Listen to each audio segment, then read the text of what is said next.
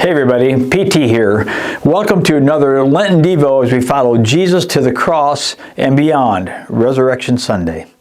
I have three brothers, and when we were young, at home, if Dad needed one of us, it wasn't unusual to hear my dad call throughout the house for one of us. And on many occasions, the one he was calling for would ask, "What?" Well, my dad's usual reply was, "I didn't say ask what, come here." And that wasn't a good sign. My point? Instant obedience. That's what Dad wanted. Our text comes from Luke chapter 17, verse 11, and it's the account of Jesus healing the 10 lepers.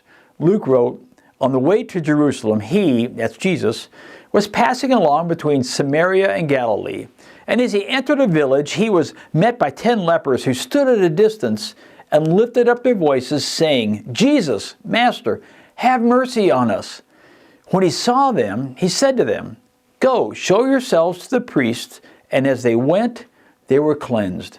One of them, when he saw that he was healed, turned back, praising God with a loud voice, and he fell on his face at Jesus' feet, giving him thanks. Now he was a Samaritan. When Jesus answered, 'Were not 10 cleansed? Where are the 9?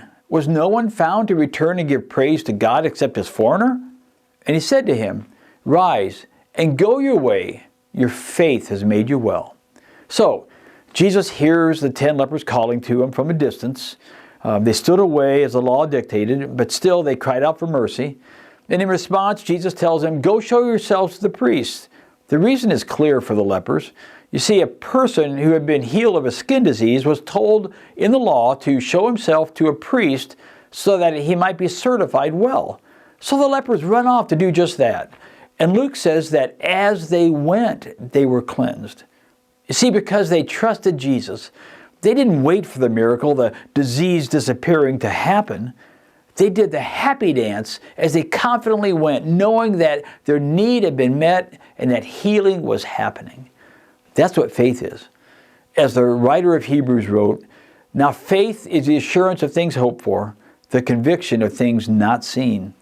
Faith drives us to obey before we see the full evidence of God's work within us.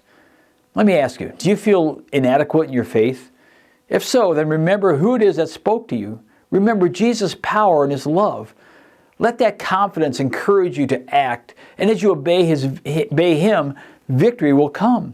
See, only one of the 10, when he saw that his healing was a reality, stopped. He went back, praising God with loud shouts, doing the happy dance, and thanked Jesus.